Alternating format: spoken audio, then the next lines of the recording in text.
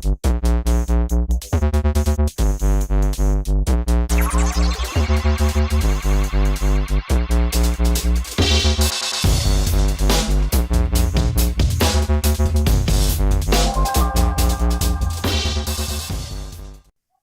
everybody and welcome to another episode of my Formula 1 2011 career mode. Today we're at Singapore, which is a track that I haven't driven a lot in any F1 game or any simulator at all really, so I really am quite a noob at this track, and as you can hopefully notice, I hope you can notice, I am now using my new microphone which I finally got to work after over an hour of trying to get it to work. It was just one simple button I had to press. And so today I'm hoping for a fairly good result. However, I do have a bit of sadness. As you can see there, I'm 19th with 0 points. Apparently, the game decided not to save my Italian Grand Prix, and so I didn't have a point at the end of it, and had to do the race all over again, and this was at 2 o'clock on Sunday, because I recorded the day before, and so I really couldn't be bothered to do it again, so I just did a 3-minute race.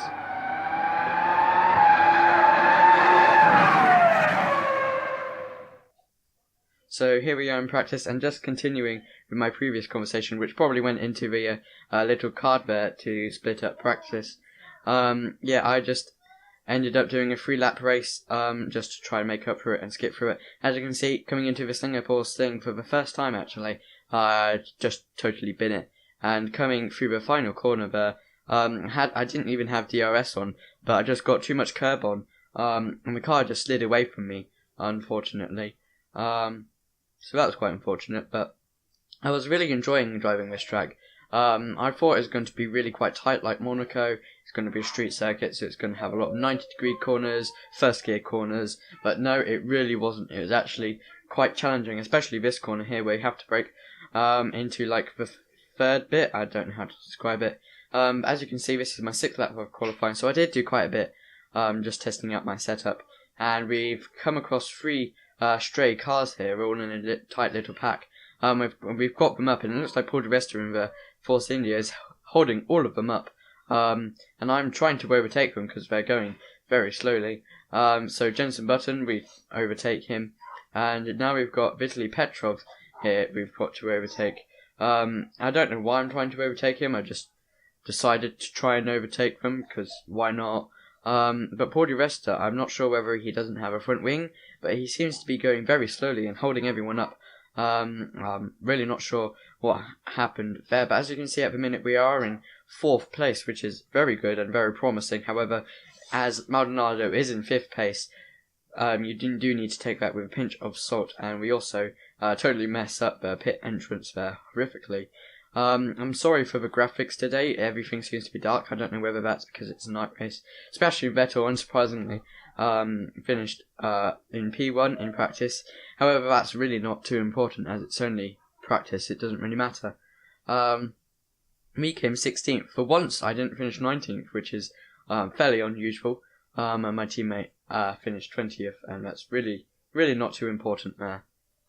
And coming into the interview where we always have it with Crofty himself, he's trying to get us to admit that we're going to Hispania next year, the hormone replacement team. No, we are not going there. We're never going there.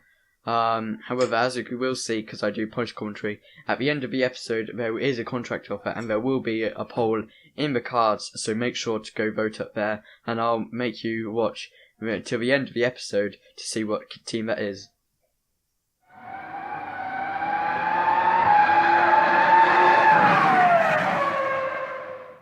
So here we are in qualifying. I decided to do quite a few laps in qualifying actually. I wanted to qualify quite well because it seems like I've been taking qualifying more and more seriously through the season. And as you can see there on our first qualifying lap, we actually don't get to set it because we do unfortunately corner cut out of a tunnel bridge thing, which is extremely unfortunate as it was going to be a fairly good lap actually. However, on our third qualifying lap, we do extraordinarily well. Actually, our second, sorry. But this is our third qualifying lap now. But that's right, I did 3 qualifying laps. Very unlike me. Just making sure I'm in rich mix here there. And I've decided that I'm going to talk through qualifying laps now, as I watched a video back, all of it myself. and I decided those bits were quite boring, and you'd probably just skip through them anyway. So I'm deciding to speak through here now, and this was, I don't know what I'm saying.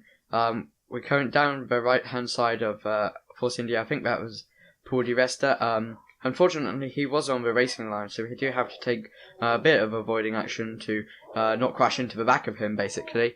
However, it's not too bad. It's only on a straight, so it shouldn't matter too much. We take a lot of curve there, which could have done us some speed. Really, I need to learn how to speak properly. Coming into the Singapore sling, I do take it a bit more tighter than I probably should have done, but this is in hindsight now, so I can't really do anything. This corner seemed to catch me out quite a bit. I either went okay there, but went very wide on exit, or I went very tight through there, and there wasn't much mid-ground. Coming into this corner, it seemed like one of many. However, this corner here, this was my sort of bogey corner, and you didn't see me mess it up in that time. However, braking, you tend to just go straight on instead of curving round with the way you're steering, and so I just went completely towards the apex instead of doing a nice curve. And coming up to the final corner here, I am feeling, hopefully this is going to be a really good lap, but who knows at this point. And coming into the qualifying, that's right guys, your eyes do not deceive you. We have finished and put the car on pole position for the race. I'm just, wow, that's just fantastic. We've even managed to qualify ahead of the two Mercedes who have done very well in qualifying, and Fernando Alonso, who has put his car on second. As I did say, the Mercedes have done extraordinarily well, as they are usually a midfield team, and the two Red Bulls only come 5th and 6th, fairly disappointing for them, and Fernando Alonso's teammate manages to put the car in 7th place. Our teammate, unsurprisingly, comes 20th, which is probably the best position he will ever come in his entire life. No offense to Jan and Trulli, just in the game, you know.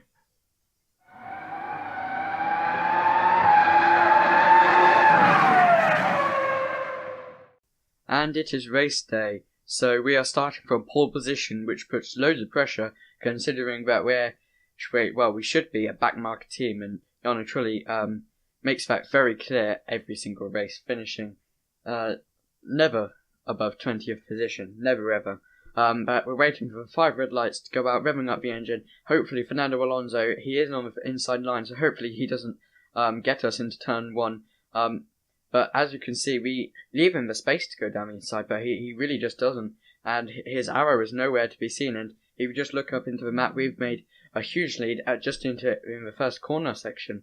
There's only about 3 corners there, and so when we come into sector 1, we will see that split, and hopefully it'll be fairly big. And on the straight and the mini-map that you can see, I don't actually look behind myself, I'm just concentrating.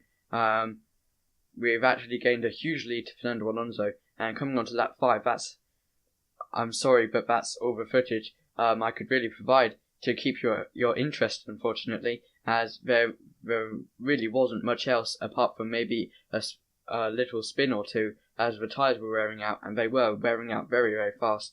As you can see, into the pit lane, Fernando Alonso has caught me up, as my gap was 4 seconds at one point, and at a minimum of 2 seconds. And so my pit crew is notorious for providing really slow pit stops. So hopefully they don't do that today, and unfortunately they have done that today. 4.5 seconds really isn't good, and Fernando Alonso has caught us up, unfortunately. We're on lap 6 now, so we're not quite halfway through the Grand Prix. With only one more lap to go to get there, and Sergio Perez does manage to get past us into turn 2 or 3 there. I'm not quite sure which one it is, which is quite unfortunate. And now we're on lap 9, and so we're halfway into my second stint on the soft Complan tyres. The first stint was on the super soft but option tyres. We're still in first position, crucially. However, I do mess it up into the Singtel sign and manage to destroy half of my front wing. So, like a total idiot, I've just wrecked half of my front wing, and as you can see, that has very much affected me into the Singapore sling, which I really enjoyed racing through. That was just really cool. It's very sad that we don't have that on the calendar now. And I do bump the wall there, which just shows how much when you get into a groove, how little downforce, how much a little bit of downforce makes onto your driving style. And we go quite wide into that corner there, and it is in the last lap of the Grand Prix. Fernando Alonso is basically nowhere to be seen, and we're catching up to the back marker teams there. As you can see, there is Liuzzi there for the HRT team. This is the last lap of the Grand Prix. These back markers cannot ruin the race for me. They simply cannot. That's not even in the question. I will not allow that. Thankfully, Antonio Liuzzi does manage to get that out the way of me, and so does Timo Glock to some extent. However, at this point, I don't care about Mac markers. I can't even speak. I've won the Grand Prix of Singapore, and with a fastest lap of 1:41, which I was very proud of. I've held my pole position throughout the entire race, and as you can see, I've got many achievements at the bottom of the screen. However, that doesn't matter because nobody uses the Windows Live Marketplace anymore. What the hell even is that? However, that doesn't matter. None of that matters. I've won the Grand Prix. 25 points to my name. And considering that I lost my 1 point from Italy, this certainly makes up for it. Makes up for it by 25 points. And that's just fantastic. Nico Rosberg and Fernando Alonso will join me on the podium. However, the Red Bulls haven't done very well. Mark Webber has barely even finished in the points, which is very good. However, unfortunately, just one win doesn't mean I've won the World Drivers' Championship, unfortunately. It would be good if it did. However, it really doesn't. Sebastian Vettel and Mark Webber do lead the Drivers' Championship. Well, Sebastian Vettel specifically, but Mark Webber is in second. Felipe Massa, the Ferrari, is actually in third now, so the McLaren drivers are dropping off a bit, and that magnificent win does put me up to 12th position in the championship, which is really good. I don't know. 12th position seems too good in a Lotus car, just too good, and my teammate is in 22nd, like a total idiot.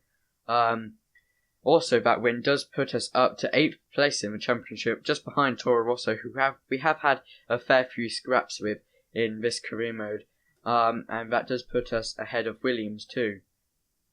And coming into the interview also with Crofty, it seems to be if you have a bad result or a good result, no matter what, you have an interview with Crofty, and he's just saying to us, has the team done well? Have we done well? Blah blah blah blah blah. It really doesn't matter at this point.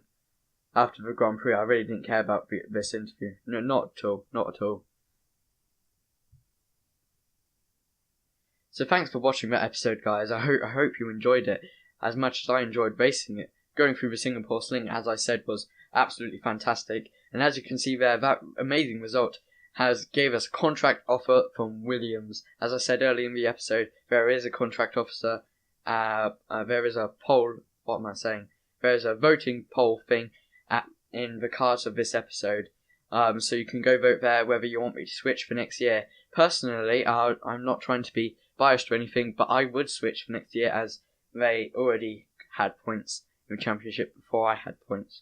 And I think Thierry Marduk, in his F1 2011 career, he was in the Williams, and so and he got a fair amount of wins, I think, there.